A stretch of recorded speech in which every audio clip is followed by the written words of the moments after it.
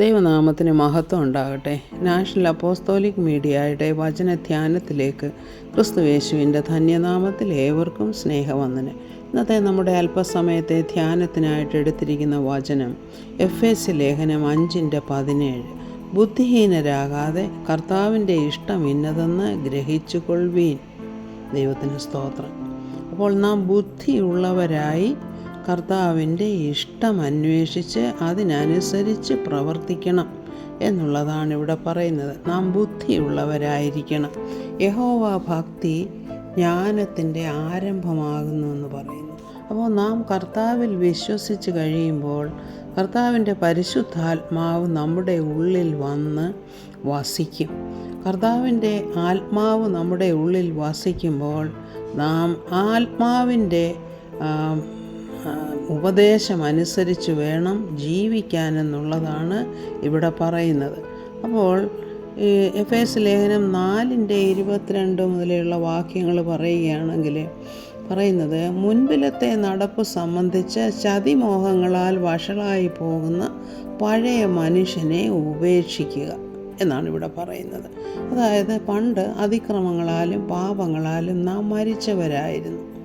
അത് ദൈവികമായ ഒരു നടപ്പല്ലായിരുന്നു അത്. പിന്നെ എന്താണ്? ദൈവത്തിന് വിരോധമായിട്ടാണ് നാം നടന്നത്. അപ്പോൾ ആ ലൗകികമായ കാര്യങ്ങൾ അല്ലെങ്കിൽ ആകർഷണങ്ങൾ നമ്മെ ചതിച്ചു, ചതിമോഹങ്ങളിൽ നാം പെട്ടുപോയി എന്ന് വേണം പറയുവാനായിട്ട്. ദൈവികമല്ലാത്തതെല്ലാം ഈ ലോകത്തിൻ്റേതായിട്ടുള്ളതാണല്ലോ. അത് ദൈവികമല്ല എന്ന് പറയുമ്പോൾ തന്നെ പുതിയ മനുഷ്യനായിട്ട് നാം രൂപാന്തരപ്പെടുമ്പോൾ അങ്ങനെയുള്ള കാര്യങ്ങളൊക്കെ ഉപേക്ഷിക്കണമെന്നുള്ളതാണ്. 23 വാക്യമാണെങ്കിൽ പറയുന്നത്, നിങ്ങളുടെ ഉള്ളിലെ ആത്മാവ് സംബന്ധമായി പുതുക്കം പ്രാപിച്ച് സത്യത്തിൻ്റെ ഫലമായ നീതിയിലും വിശുദ്ധിയിലും ദൈവാനുരൂപമായി സൃഷ്ടിക്കപ്പെട്ട പുതിയ മനുഷ്യനെ ധരിച്ചുകൊള്ളുവീൻ. അപ്പം ഈ ഒരു വ്യത്യാസം നമ്മളിൽ ഉണ്ടാകുന്നത്, അല്ലെങ്കിൽ ഈ പുതുമ നമ്മളിൽ ഉണ്ടാകുന്നത് നമ്മുടെ ഉള്ളിൽ വരുന്ന ദൈവാത്മാവ് നിമിത്തമാണ്.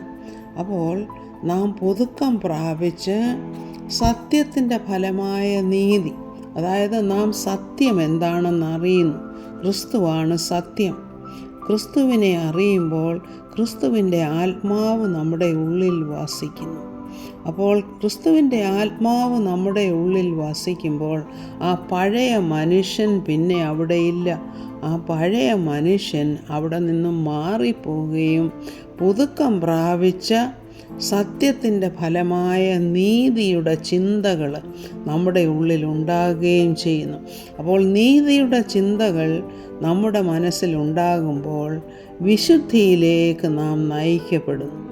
ദൈവം വിശുദ്ധനാകൊണ്ട് നാമും വിശുദ്ധരായി തീരണമെന്നാണ് ദൈവഹിതമായിട്ടുള്ളത്. അപ്പോൾ ദൈവാനുരൂപമായിട്ടാണ് ഈ പുതിയ മനുഷ്യൻ സൃഷ്ടിക്കപ്പെട്ടത്. അതായത് പണ്ട് ചതിമോഹങ്ങളിലൊക്കെ അകപ്പെട്ട് ലോകത്തിൻ്റെ മോഹങ്ങളിൽ വീണുപോയതുപോലെ അല്ല, ദൈവികമായ കാര്യങ്ങൾ ചിന്തിക്കുകയും ആത്മാവിൻ്റെ പുതുക്കത്തിന് തക്കവണ്ണം നമ്മളുടെ അകത്തെ മനുഷ്യൻ പോഷണം പ്രാപിച്ച് ക്രിസ്തുവെന്ന തലയോളം വളരുവാനായിട്ട് പരിശുദ്ധാത്മാവ് നമ്മെ നിയന്ത്രിക്കും. ആ നിയന്ത്രണത്തിന് കീഴിൽ വരുന്ന നമ്മുടെ ആത്മാവാണ് പുതിയ മനുഷ്യൻ എന്നുള്ളത്. പാപശരീരത്തിന് നീക്കം വരുന്നു. നമ്മുടെ പഴയ മനുഷ്യൻ നാം വിശ്വസിച്ചപ്പോൾ തന്നെ നാം എന്താണ് വിശ്വസിച്ചത്? കർത്താവ് നമുക്ക് വേണ്ടിയാണ് മരിച്ചത്, മരിച്ചു, അടക്കപ്പെട്ടു, ഉയർത്തെഴുന്നേറ്റു. അപ്പോൾ ഈ മനുഷ്യൻ എന്താണ് സംഭവിക്കുന്നതെന്ന് വെച്ചാൽ, നാം ഈ വലിയ സത്യത്തിൽ വിശ്വസിക്കുമ്പോൾ ഈ സത്യം നമ്മെ സ്വതന്ത്രരാക്കും. എങ്ങനെ സ്വതന്ത്രരാക്കുന്നു? ആ പഴയ ചിന്തകളിൽ നിന്നും ലൗകികമായ ആകർഷണങ്ങളിൽ നിന്നുമൊക്കെ നമ്മെ വിടുവിച്ച് നമ്മുടെ ഉള്ളിൽ പുതിയതായിട്ടുള്ള ചിന്തകൾ, നന്മയെക്കുറിച്ചുള്ള ചിന്തകൾ, വെളിച്ചത്തെക്കുറിച്ചുള്ള ചിന്തകൾ, ആത്മീയമായിട്ടുള്ള കാഴ്ചപ്പാടുകൾ, ഇതൊക്കെയും വരുമ്പോൾ നാം നിർമ്മലരായി തീരുകയാണ്. നീതിയുള്ളവരായിട്ടും നിർമ്മലതയുള്ളവരായിട്ടും തീരുകയാണ്. അതുകൊണ്ടാണ് ഫിലിപ്പിയ ലേഖനത്തിൻ്റെ 4:8 ഇപ്രകാരം പറയുന്നത്: സത്യമായതൊക്കെയും ഘനമായതൊക്കെയും നീതിയായതൊക്കെയും നിർമ്മലമായതൊക്കെയും രമ്യമായതൊക്കെയും സൽകീർത്തിയായതൊക്കെയും സൽഗുണമോ പുകഴ്ചയോ ഇതൊക്കെയും ചിന്തിച്ചു കൊള്ളുവീൻ. അപ്പോൾ നമുക്ക് കിട്ടിയിരിക്കുന്ന ഈ പുതിയ ജീവിതമെന്ന് പറയുന്നത് ഒരു പുതിയ മനുഷ്യനാൽ നയിക്കപ്പെടുകയാണ്. അതായത് നാം പുതിയ വ്യക്തികളായി തീരുകയാണ്. പഴയ മനുഷ്യൻ മാറിപ്പോയി.